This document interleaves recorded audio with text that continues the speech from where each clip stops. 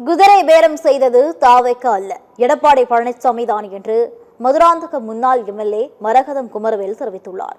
மாற்றுக் கட்சியினர் தாவேகவில் இணைந்த விழாவில் பேசிய அவர், திமுகவுடன் கூட்டணி வைத்து ஆட்சி அமைக்க முயற்சித்தவர் எடப்பாடி பழனிசாமி தான் என்றும், தான் வெற்றி பெறக்கூடாது என அதிமுக நிர்வாகிகள் செயல்பட்டனர் எனவும் தெரிவித்தார். அதிமுக மாவட்ட செயலாளர் திமுக வேட்பாளரிடம் 50 லட்சம் ரூபாய் பெற்றதாகவும் கூறினார். முதலமைச்சர் பெயரை மாற்றி எடப்பாடி என கூறிய மரகதம் குமரவேல் பின்னர் சுதாரித்துக் கொண்டு விஜய் என்று பேசினார்.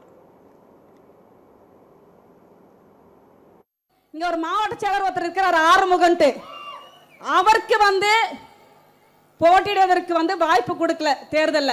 அதனால அந்த அம்மா வெற்றி பெறக்கூடாது, மரகதகுமரல் வெற்றி பெறக்கூடாது. மதுராந்தக தொகுதியில் என்ன ஒரு டீம் சேர்த்தாரு.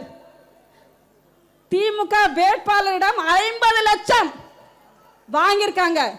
அதிகாரப்பூர்வமாக அனைத்து என்கிட்ட எல்லாமே இருக்கு. அதிகாரப்பூர்வமாக புரட்சி தலைவி அம்மா அவர்கள் எப்படி பெண்களுக்காக பல்வேறு திட்டங்களை அறிவித்திருந்தார்களோ அதே போன்றுதான் மாண்புமிகு முதல்வர் அண்ணன் எடப்பாடி, மாண்புமிகு முதல்வர்